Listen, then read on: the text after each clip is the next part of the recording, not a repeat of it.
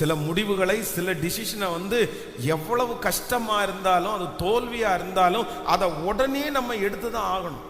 சில விஷயத்த நம்முடைய வாழ்க்கையிலே சில காரியத்தை முடிவெடுக்கிறதுக்கு நம்ம தாமதம் பண்ணினாலும், சத்துரு நம்மளை இந்த மாதிரி அடிமைத்தனத்திலே வச்சிருக்கிறான் அப்படின்னு சொன்னா, அதனுடைய முடிவை எடுக்கிறதுக்கு ஆண்டவருடைய பிள்ளைகள் எப்பொழுதுமே நம்ம தயங்கவே கூடாது, உடனே முடிவெடுக்கணும்.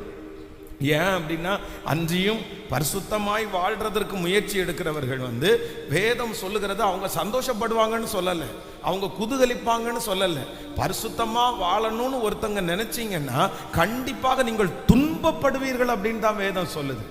அப்போ பரிசுத்தமா வாழணும்னு நம்ம நினைச்சாலே நமக்கு துன்பம் தான் அதிகமா வரும். நீதியா வாழணும்னு நினைச்ச உடனே எல்லாம் நமக்கு சப்போர்ட்டிவா வராது.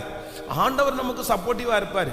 ஆனா இந்த உலகத்திலே நம்ம பரிசுத்தமாய் வாழணுன்றது நிறைய பேர் வாழாததுனால, நிறைய பேருக்கு அது முடியாததுனால நமக்கு அது ரொம்ப கடினமான ஒன்று. அதனால நீங்க முதல்ல ரொம்ப கவனமா இருக்க வேண்டியது என்னன்னா, நீங்க எந்த அடிமைத்தனத்தில் இருக்கிறீர்களோ அதிலிருந்து வெளியே வரணும்னு நீங்க நினைச்சீங்கன்னா முதல்ல அந்த சர்க்கிளை விட்டு நீங்க வெளியே வாங்க.